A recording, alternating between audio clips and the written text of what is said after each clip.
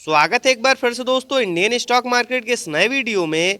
दोस्तों लंबी अवधि के निवेश के लिए आज जिस स्टॉक के बारे में हम लोग चर्चा करने वाले हैं फाइनेंस सेक्टर की दिग्गज कंपनी है तथा पिछले लंबी अवधि नो डाउट फ्रेंड्स जिस प्रकार की तेजी के साथ ये कंपनियां ग्रो हुई हैं कहीं न कहीं अपने निवेशकों के लिए खुद को मल्टीबैगर स्टॉक के रूप में साबित कर चुकी हैं। तो क्या फ्रेंड्स आगे भी इनके व्यवसाय में इसी प्रकार से तेजी रहने वाली है? इन सभी बिंदुओं पर हम लोग डिटेल में चर्चा करेंगे और जानेंगे इस पर्टिकुलर स्टॉक के व्यवसाय के बारे में। तो आइए फ्रेंड्स वीडियो को स्टार्ट करते हैं। तो सबसे पहले फ्रेंड्स यदि कंपनी की बात की जाए तो बजाज फाइनेंस लिमिटेड के नाम से यह कंपनी जानी जाती है। वहीं फ्रेंड्स यदि एनएसई की बात किया तो बैज फाइनेंस के नाम से यह कंपनी मार्केट में लिस्ट है।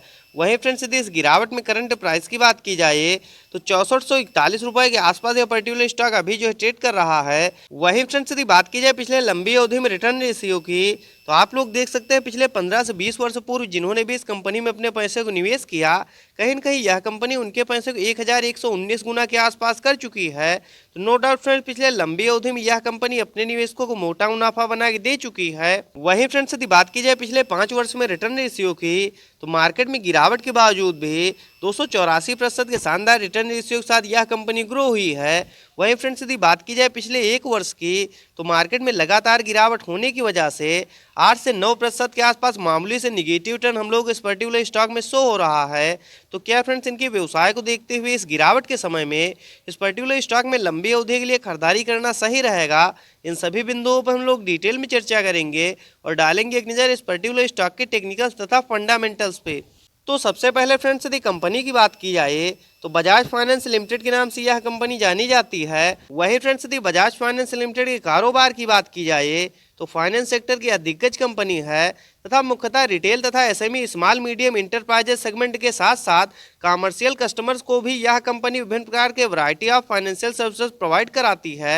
वहीं फ्रेंड्स यदि कंपनी के प्लस पॉइंट की बात की जाए तो भारत की largest NBFC non banking financial corporation के तहत यह कंपनी अपने कारोबार को करती है। तथा फ्रेंड्स पहले यदि इनके व्यवसाय की बात की जाए तो 1987 के आसपास यह कंपनी व्हीकल फाइनेंसिंग कंपनी के तहत अपने कारोबार को करती थी। लेकिन फ्रेंड्स उसके बाद से प्रत्येक भारतवासी की जरूरतों को देखते हुए कहीं न कहीं ये कंपनियां विभिन्न प्रकार के इलेक्ट्रिकल तथा इलेक्ट्रॉनिक प्रोडक्ट पे भी विभिन्न प्रकार के फाइनेंसिंग सर्विसेज प्रोवाइड कराती हैं। तो नो डाउट फ्रेंड्स जिस प्रकार के यूनिक व्यवसाय में ये कंपनियां कार्यरत हैं आगे निश्चित ये कंपनियां और तेजी के साथ ग्रो होंगी, इसमें कोई दो राय नहीं। वहीं फ्रेंड्स यदि बात की जाए बजाज फाइनेंस के टेक्निकल्स की तो करंट टाइम में 3,89,624 करोड़ के आसपास मार्केट कैप निकल के आ रहा है।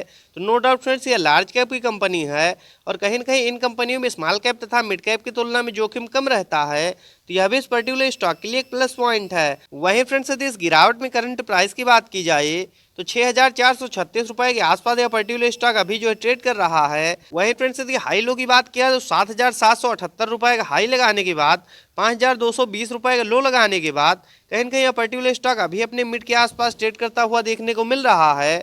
वहीं फ्रेंड्स यदि इस गिरावट में स्टॉक पीई की बात की जाए तो 36.2 की जो कि फ्रेंड्स काफ़ी ज़्यादा शानदार निकल के आ रहा है तथा बुक वैल्यू 794 की।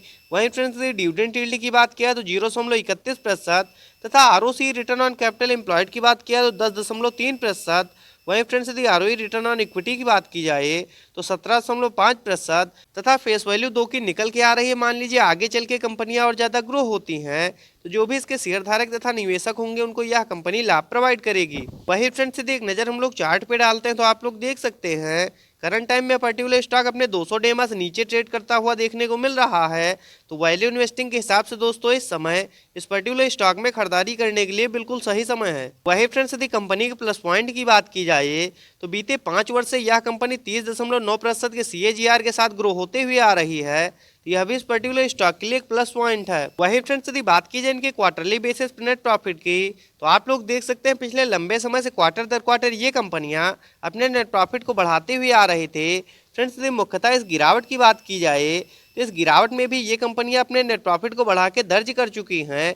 इससे फ्रेंड्स यह प्रतीत होता है ये स्ट्रॉन्ग फंडामेंटल्स की कंपनियां हैं और आगे मार्केट जब भी रिकवर होगा ये कंपनियां और तेजी के साथ ग्रो होंगी, इसमें कोई दो राय नहीं। वहीं फ्रेंड्स यदि बात की जाए इनके ईयरली बेसिस नेट प्रॉफिट की तो हालांकि साल दर साल भी इनके व्यवसाय में किसी प्रकार की कोई दिक्कत नहीं और बीते 2-3 वर्षों में जिस प्रकार की तेजी के साथ ये कंपनियां ग्रो हुई हैं दोस्तों, यदि लंबी अवधि के लिए इस पर्टिकुलर स्टॉक में इस गिरावट में खरीदारी की जाए तो निश्चित ये कंपनियां लंबी अवधि में आप लोगों को मोटा मुनाफा बना के देंगी, इसमें कोई दो राय नहीं। वहीं फ्रेंड्स यदि बात की जाए इस पर्टिकुलर स्टॉक में शेयर होल्डिंग पैटर्न्स की, तो दिसंबर 2022 के क्वार्टर के अनुसार 55.91% के आसपास प्रोमोटर्स की होल्डिंग।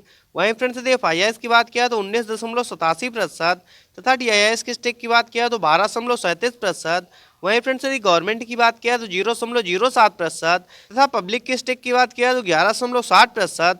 वहीं फ्रेंड्स यदि अदर्स की बात किया तो 0.18%। वहीं फ्रेंड्स यदि इस समय एक नज़र हम लोग चार्ट पे डालते हैं तो आप लोग देख सकते हैं करंट टाइम में 6455 रुपए के आसपास यह पर्टिकुलर स्टॉक अभी जो है ट्रेड कर रहा है। वहीं फ्रेंड्स यदि RSI लेवल की बात की जाए तो 40 के आसपास 49 का काफ़ी ज़्यादा शानदार निकल के आ रहा है।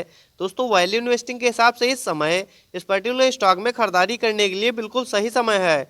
वहीं फ्रेंड्स यदि एक नज़र हम लोग चार्ट पे डालते हैं तो आप लोग देख सकते हैं फ्रेंड्स जब मार्केट में तेजी चल रही थी तो ये कंपनियां काफ़ी तेजी के साथ ऊपरी लेवल पर ट्रेड कर रही थी, लेकिन पिछले लंबे समय से लगातार गिरावट की वजह से दोस्तों इन कंपनियों में भी हम लोग को प्रेशर देखने को मिल रहा है। लेकिन कई बार दोस्तों निचले लेवल से ये कंपनियां रिकवर होते हुए भी देखने को मिली हैं।